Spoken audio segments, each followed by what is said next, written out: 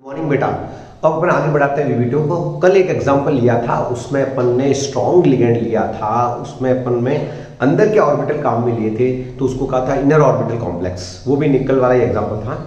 अब इसमें क्या है तो बेटा क्वेश्चन कैसे आता है कि जैसे इसको क्वेश्चन बना सकते हैं अपन कि NiCl4 minus is paramagnetic and tetrahedral, explain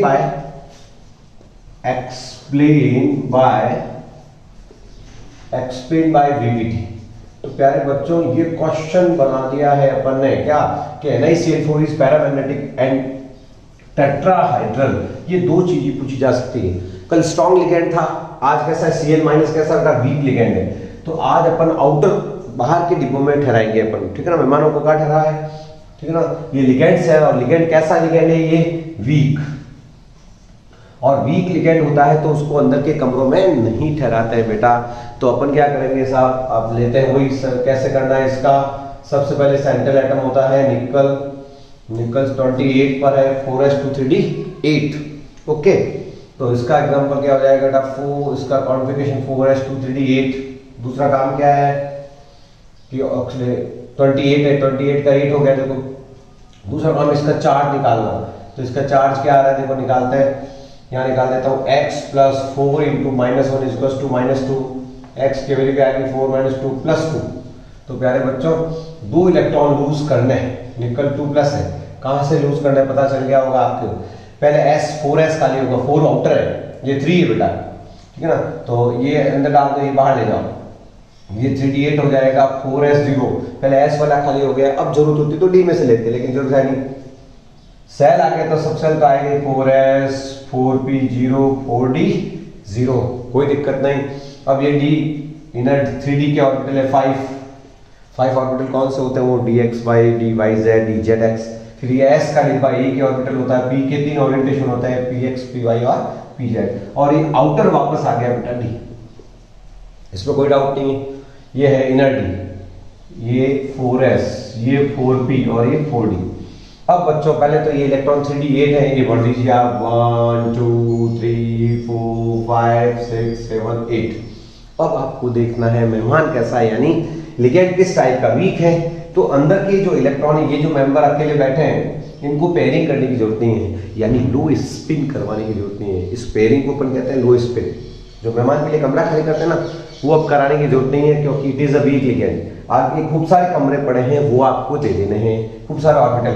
कितने मेहमान है, कितने लिगेंड है बेटा 4। तो 4 orbital participate in the hybridization here.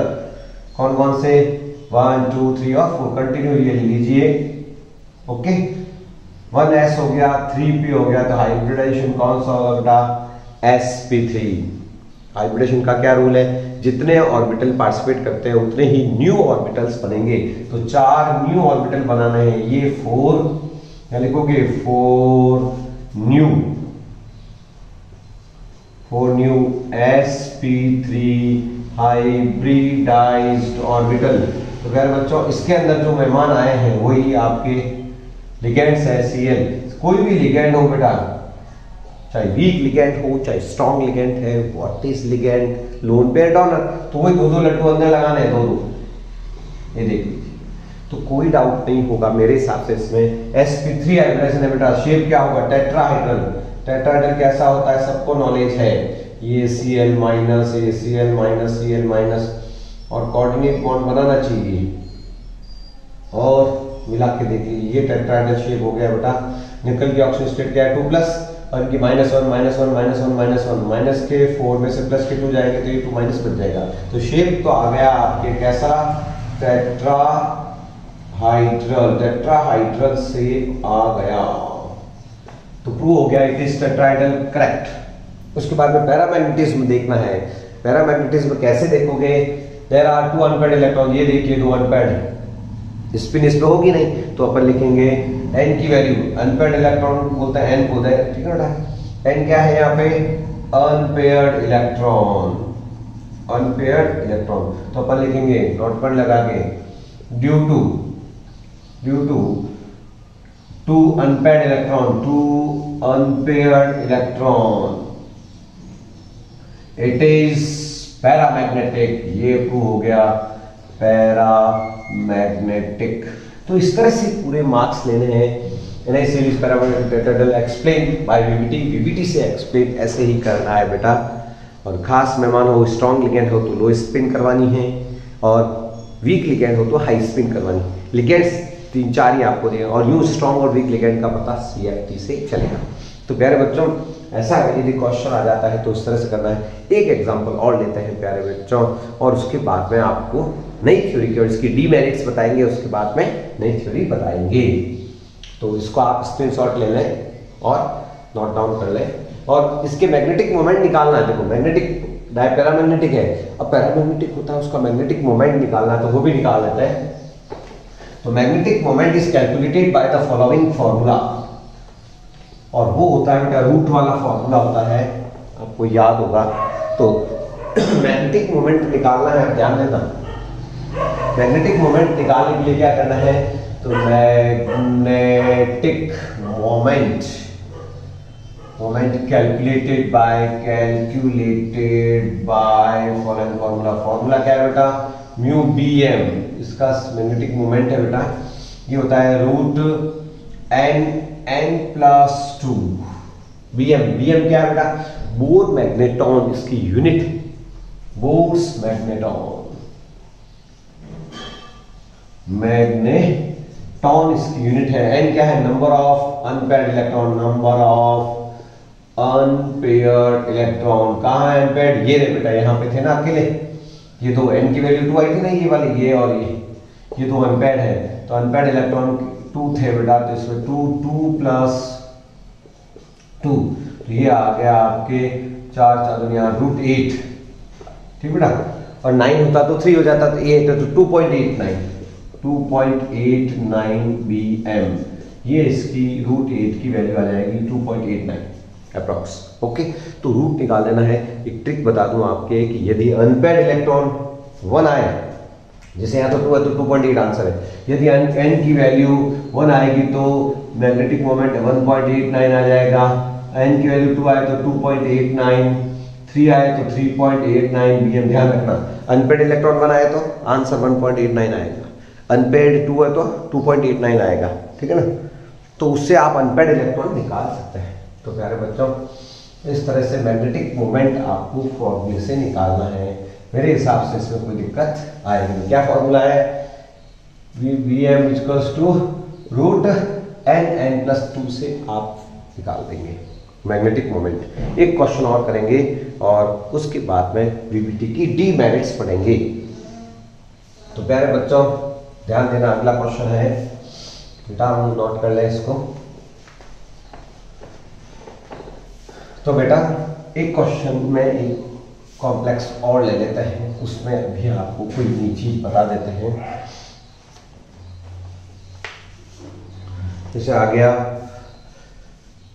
F question है बेटा, FeCO5 इज डायमैग्नेटिक, ठीक है, एंड एक्सप्लेन इट्स ज्योमेट्री का एक्सप्लेन करना है। तो बहुत आसानी से, सेंट्रल एटम कौन, Fe, आयरन कितने नंबर पे, 26, कोई साइंस टीचर वर्कर मंफी, ठीक है ना, 26 का 6, 4s2 3d6, इसका इलेक्ट्रॉनिक कॉन्फिगरेशन लिखना पड़ेगा, 4s2 3d6। अब इसके ऑक्सीजन स्टेट निकालते हैं, क्या आ रही है देखो, x + 5 × 0, न्यूट्रल लिगेंड है, 0 चार्ज आएगा ना बेटा, 0, तो x की वैल्यू क्या आ गई, 0, तो कोई चार्ज नहीं है। तो आप आयरन का क्या करोगे बेटा, कोई इलेक्ट्रॉन लूज नहीं करना, इसको अंदर लिख दो, उसको बाहर लिख दो, क्योंकि आउटर मोस्ट को आउटर लिखना है बस, और कुछ नहीं, 4s2 हो जाएगा, और 4p0 खाली ऑर्बिटल तो लिख सकते हैं, एक इनर डी और एक आउटर डी लिख देना चाहिए। इनर डी के कितने ऑर्बिटल्स है, 5, s का 1, p के वापस 3, d के वापस 5, कोई दिक्कत नहीं। 3d6 6 electron number 2, 1 2 3 4 5 6। अब मेहमान कैसा है, खास है, स्ट्रॉन्ग लिगेंड है, तो अंदर पेयरिंग करनी है, ये जो सारे ठीक है ना, 4 अनपेयर्ड है तो स्ट्रॉन्ग लिगेंड है बेटा, स्ट्रॉन्ग लिगेंड है, खास स्ट्रॉन्ग लिगेंड है, तो क्या करनी पड़ेगी, अंदर जो डालते हैं, जो पेयर बनाते हैं ना, लो स्पिन करनी है, क्या करनी है, अंदर पेयरिंग करते हैं, इसको कहते हैं लो स्पिन। ये इनर कॉम्प्लेक्स होगा, पहचान कर लेना। स्ट्रॉन्ग लिगेंड है तो इनर वाले, और वीक लिगेंड है तो बाहर वाले, ठीक है बेटा। तो हाँ, इसमें देखो 6 के 3 पेयर बन जाएंगे, है ना। और ये एस वाली भी तो 2 है ना बेटा, इसको भी तो अंदर डालना पड़ेगा ना। ये एस वाली भी अंदर आ जाएंगे, ये 6 और 2 8, टोटल 8 हो गए, 2 2 4 6 2 8, 8 आ गए इलेक्ट्रॉन्स, कोई दिक्कत नहीं। और डिब्बे खाली हो गए हैं अपने पास। अब स्ट्रॉन्ग लिगेंड है तो स्ट्रॉन्ग लिगेंड के लिए एक ग्रुप खाली हो गया, कोई दिक्कत ही नहीं, ठीक है ना। और लगातार आपको 5 टर्न था, 1 2 3 4 5, ये ऑर्बिटल्स पार्टिसिपेट करेंगे। एक डी है बेटा, एक एस है, 3p है, तो हाइड्रोजन कौन सा हो गया, dsp3। कौन सा हो गया, dsp3। वापस न्यू कितने बनेंगे, न्यू 5 ऑर्बिटल्स बनेंगे बच्चों, 1 2 3 4 और 5 ये। और इस 5 के अंदर कौन आएंगे, लिगेंड CO।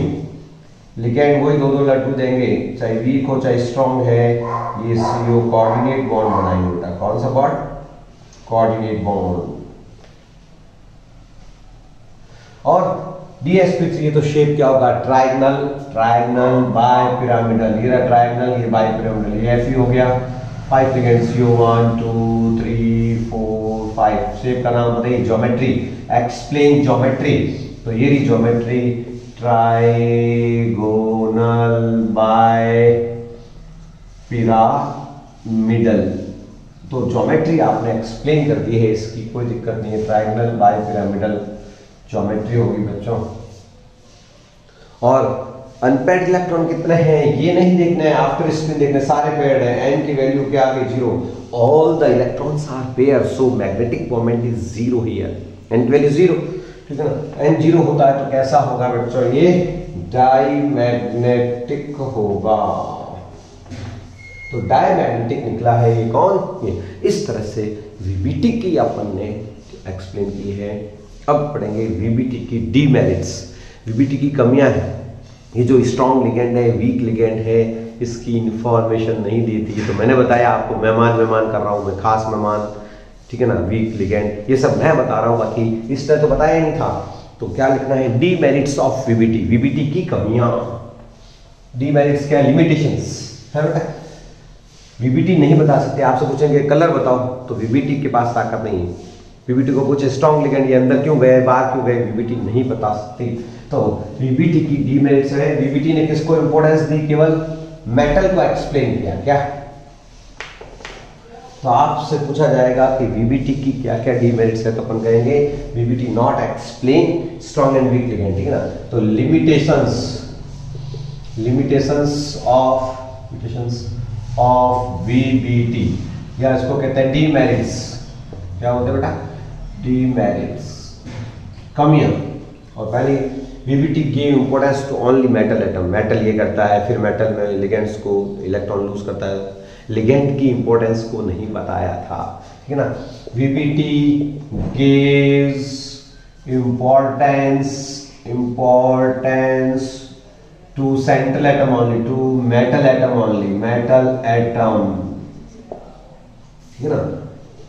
तो इंपॉर्टेंस किसको दी, मेटल की। Importance of ligand not explain, importance of ligand not explain, मतलब लिगेंड क्या करता है कुछ नहीं बताया बेटा। दूसरा, लिगेंड का जो स्ट्रॉन्ग लिगेंड और हाई स्पिन लो स्पिन जो अपन स्पिन करते हैं, यानी स्ट्रॉन्ग लिगेंड और वीक लिगेंड की कोई इंफॉर्मेशन नहीं दी गई, ठीक है ना। VBT not explain, VBT not explain about strong and weak ligand, और strong ligand की इंफॉर्मेशन नहीं दी। not explain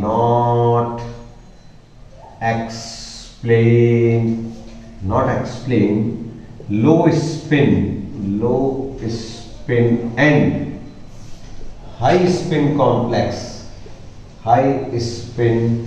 complex. Low spin high spin को नहीं समझाया इन्होंने। तीसरा था बेटा colour of the coordination compound not explain by the VBT. Colour of coordination compounds not explained by VBT। Colour की इंफॉर्मेशन भी नहीं दी थी बेटा किसने? VBT ने। तो VBT ने किया सिर्फ ज्योमेट्री और उसको मैग्नेटिक प्रॉपर्टी को समझाया था। तो ये कमियां हैं और कमियां थी। अब अपन कौन सा फिर बेटा जब कमी आती तो नया प्रिंसिपल आ रहा है और उसका नाम है CFT।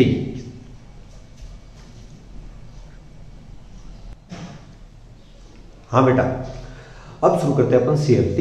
तो क्रिस्टल फील्ड थ्योरी, अब जब किसी थ्योरी में कमी होती है तो बीबीटी में डीमेरिट्स थी कि उसने एक्सप्लेन ही नहीं किया था, लिगेंड्स की इंपॉर्टेंस ही नहीं बताई, केवल मेटल ये करता है, मेटल वो करता है। तब फिर एक नई थ्योरी आ गई है और वो है CFT। CFT is the electrostatic model. CFT की फुल फॉर्म है क्रिस्टल फील्ड थ्योरी। और ये क्या बेटा? It is electrostatic model. इसका मतलब there is a ionic relation between metal and ligand. Metal और लिगेंड में इलेक्ट्रोस्टैटिक फोर्स होता है प्लस माइनस वाला, ठीक है ना। It consider the metal ligand bond is ionic in nature. Question आया हुआ है PMT नीट वाले बच्चे तैयार हो जाएं। क्वेश्चन आया हुआ है कि मेटल और लिगेंड में कौन सा रिलेशन बताया गया है? आयोनिक रिलेशन बेटा। And there is electrostatic force between metal and ligand. Metal और लिगेंड के बीच में कौन सा फोर्स है? इलेक्ट्रोस्टैटिक फोर्स, जो कि चार्ज में होता है। और यहाँ पे लिगेंड्स को बहुत बढ़िया इंपॉर्टेंस दी है। क्या कहा है? Ligand considered as point charge. Ligands को क्या माना गया है? चार्ज माना गया है प्यारे बच्चों। और चार्ज के कारण क्या होता है कि हाई एनर्जी ऑर्बिटल्स क्या हो जाते हैं? स्प्लिट हो जाते हैं। तो ठीक है ना। अब आपको लिखिए बेटा इन प्रेजेंस ऑफ या due two point charge same energy orbital जिनकी एनर्जी सेम होती है। सेम एनर्जी ऑर्बिटल कौन से वाले बेटा? एनर्जी ऑर्बिटल d ऑर्बिटल जो है 5d जनरेटेड, ठीक है। Same energy orbital known as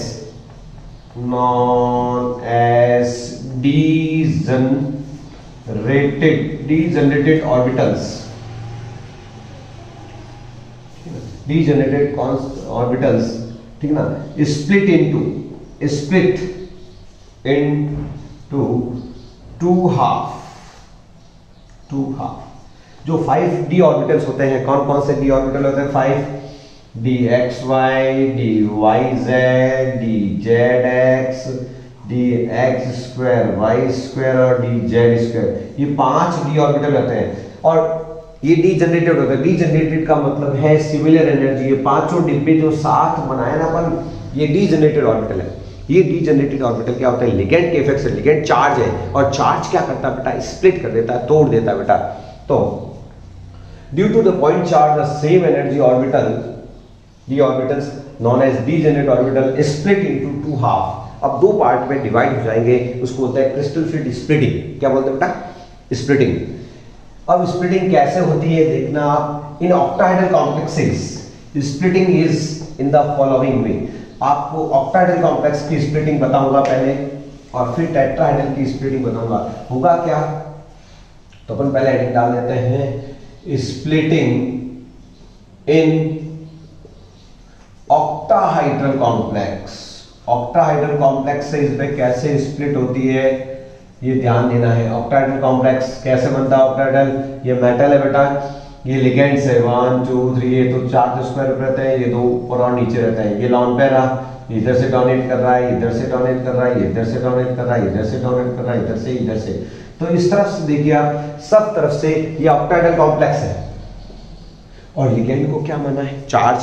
तो क्या होगा? चार्ज इसमें मिल रहा है। तो मेटल के जो ऑर्बिटल हैं, ये 5 डिब्बे जिनको ऑर्बिटल कहते हैं, 5 ऑर्बिटल, ये साथ साथ है। अब ये दो पार्ट में डिवाइड हो जाएंगे क्योंकि एनर्जी बढ़ेगी। एनर्जी बढ़ने से 5d डीजनरेसी आ जाती है, डीजनरेसी खत्म हो जाती है। मतलब ये जो इक्वल एनर्जी थी वो एनर्जी क्या होती है बेटा? स्प्लिट हो जाते हैं। जो स्फेरिकल होते हैं ऑर्बिटल्स गोल गोल, वो थोड़े ऐसे डाइपोल की तरह हो जाते हैं।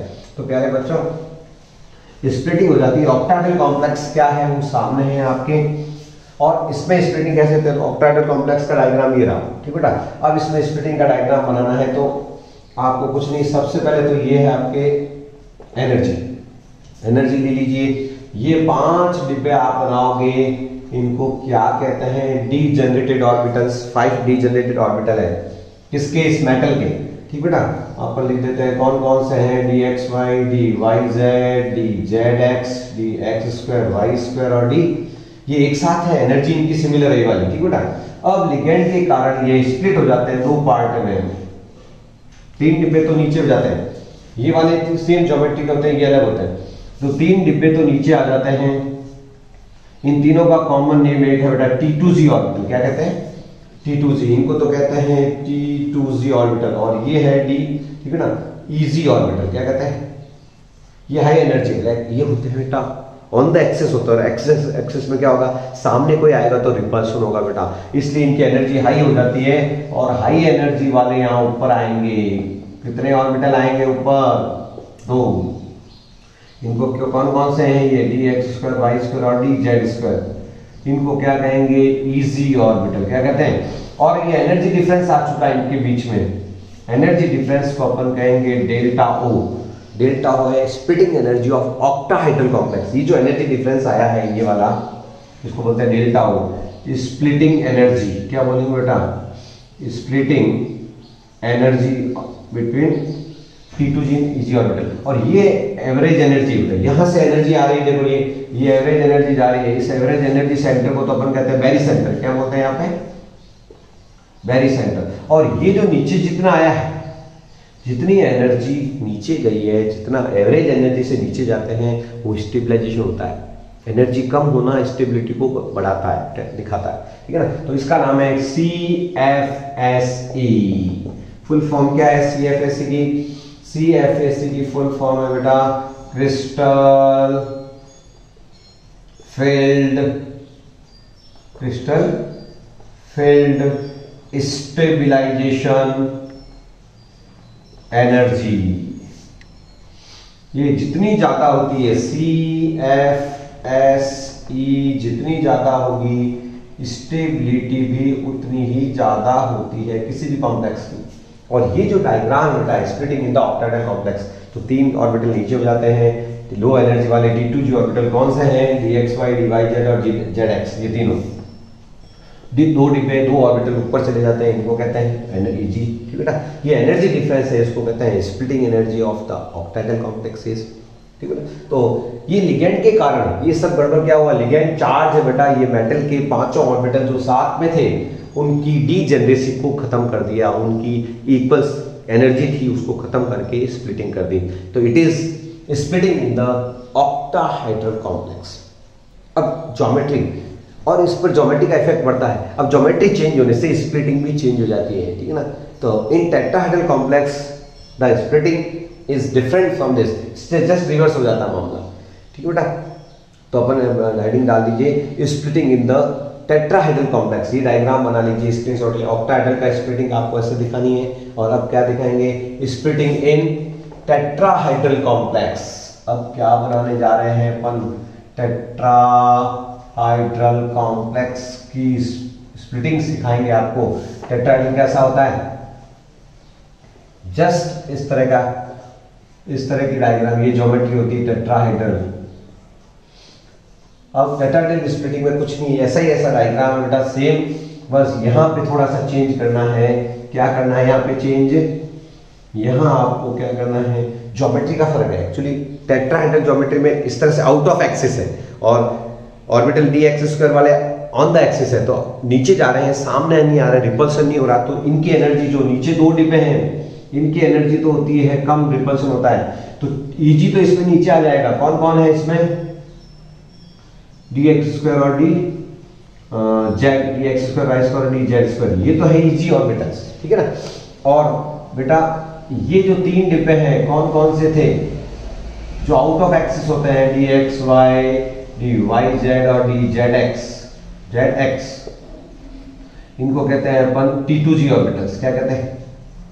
और ये एनर्जी डिफरेंस, ये बैरी सेंटर तो है ही है बेटा, ठीक है ना। वैलेस सेंटर जो है, वैलेस सेंटर के ये एवरेज एनर्जी का सेंटर है, और इससे नीचे जाएंगे इसको तो अपन कहेंगे CFSE, और ये एनर्जी इसको कहते हैं energy of the tetrahedral complex, del T, splitting energy of the tetrahedral. T for tetrahedral हो जाएगा, O फॉर ऑक्टाहेड्रल एनर्जी था। और बता दूं कि ये बहुत छोटी वैल्यू होती है, इसका रिलेशन नोट कर लें कि डेल्टा O जो होती है बेटा ऑक्टाहेड्रल, वो 4/9 डेल्टा T होती है। ऑक्टाहेड्रल से ऑक्टाहेड्रल वाली काफी बड़ी होती है, और ये वैल्यू बहुत छोटी होती है। और प्यारे बच्चों, जब छोटी चीज है, एनर्जी में कमी गैप है, तो आराम से इलेक्ट्रॉन यहां से कूद सकते हैं। तो इसमें हमेशा हाई स्पिन ही देखी जाती है, लो स्पिन का यहाँ कोई काम नहीं, क्योंकि एनर्जी डिफरेंस कम ही रहता है, तो हमेशा इलेक्ट्रॉन 1 2 3 4 5 ऐसे भरेंगे, ठीक है ना। तो चूंकि इलेक्ट्रॉन हमेशा ऊपर भरेंगे, क्योंकि ये बहुत छोटी वैल्यू 4/9 बहुत छोटी होती है, ठीक है ना। तो always high spins occurs in the tetrahedral complex। ये नोट कर लें कि due to less energy difference, ये एनर्जी डिफरेंस लेस होता है, तो due to less energy, less value of del T, always high spin occurs in tetrahedral, यानी electron भरते समय हमेशा ऊपर ही भरेंगे ऐसे ऐसे, क्योंकि ज्यादा एनर्जी डिफरेंस गैप नहीं है। ज्यादा एनर्जी का गैप हो जाता है तो इलेक्ट्रॉन फिर नीचे बढ़ने होते हैं, ठीक है ना। तो वो अभी अपन बात कर रहे हैं अपन, तो ये ध्यान रखना इसमें हमेशा हाई स्पिन होते हैं, क्योंकि एनर्जी डिफरेंस काफी कम होता है, ठीक बेटा। अब अपन सीखते हैं स्ट्रॉन्ग लिगेंड क्या है, वीक लिगेंड क्या है। तो स्ट्रॉन्ग लिगेंड कौन होगा? जो ज्यादा ब्रेक करता है, जो ज्यादा स्प्लिटिंग एनर्जी जिसकी ज्यादा होगी वो स्ट्रॉन्ग लिगेंड होगा, और जो कम स्प्लिटिंग करता है उसको वीक लिगेंड बोला जाएगा। तो स्ट्रॉन्ग और वीक लिगेंड की इंफॉर्मेशन यहीं से पता है। ज्यादा तोड़ने वाला ज्यादा हड्डी तोड़ता है तो स्ट्रॉन्ग हो गया, वो कम तोड़ता है तो वीक हो गया। तो यहाँ हड्डी तो तोड़नी नहीं है, यहाँ स्प्लिटिंग एनर्जी, ठीक बेटा, उसके हिसाब से अपन ये बता देंगे कि स्ट्रॉन्ग लिगेंड है और वीक लिगेंड है। तो हेडिंग डाल दीजिए, ये डायग्राम जरूर बना लें आप, स्क्रीनशॉट लेके इसको चेंज कर लें। ये टेट्राहेड्रल 3 डिब्बे नीचे, मतलब ये 2 डिब्बे नीचे हो गए, 3 डिब्बे ऊपर। तो अब हेडिंग लगाओ बेटा, strong ligand and week ligand. Strong ligand क्या होता है? जो ज्यादा स्प्लिट करता है, ठीक है। तो स्ट्रॉन्ग एंड वीक लिगेंड, तो क्या लिखेंगे? दोस ligands which are more split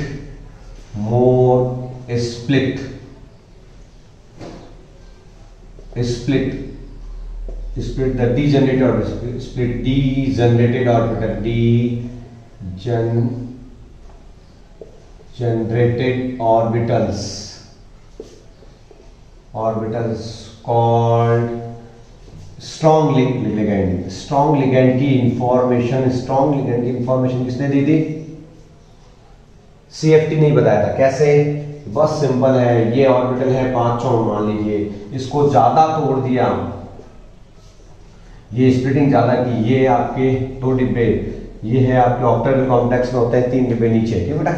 यदि आप इसमें डेल्टा O की वैल्यू ज्यादा है, किससे? एक एनर्जी होती है पाई, कपलिंग एनर्जी, पेयरिंग एनर्जी, तो ये यदि ज्यादा है तो वो कैसा लिगेंड होगा?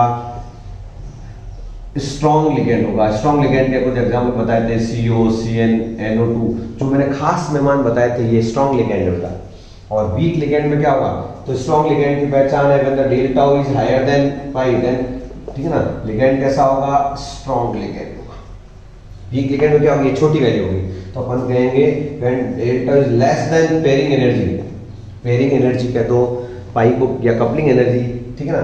ये यहाँ पे बड़ी वैल्यू है तो स्ट्रॉन्ग लिगेंड है, और छोटी है तो वो क्या होगा? वीक लिगेंड होगा। यानी ये कम कर दूं बेटा गैप, यहाँ पे इसी डायग्राम में समझ लेते हैं अपन, ये कम ही है, मान लीजिए गैप ये छोटा, यानी जिस समय क्या होगा बेटा? पाई बढ़ जाए किससे? डेल O से, तो कैसा लिगेंड होगा? वीक। इससे पता चल जाएगा। आप तो ये ध्यान रखो कि स्प्लिटिंग एनर्जी की वैल्यू ज़्यादा होती है तो वो लिगेंड स्ट्रॉन्ग होते हैं, और जब ये कम होती है तो वीक लिगेंड होते हैं। वीक लिगेंड के एग्जांपल भी थोड़े बहुत आने चाहिए, वाटर है, ठीक है बेटा, उसके बाद में आपके Cl है, F माइनस है, ये सारे क्या है, वीक लिगेंड्स है, क्या है। और लिगेंड्स को अपन एक सीरीज में जमाएंगे, उसका नाम है स्पेक्ट्रोकेमिकल सीरीज। तो नेक्स्ट वीडियो में स्पेक्ट्रोकेमिकल सीरीज, स्ट्रॉन्ग लिगेंड कौन है, वीक लिगेंड कौन है वो, और उसके बाद में उसकी एप्लीकेशंस पे क्वेश्चंस करेंगे।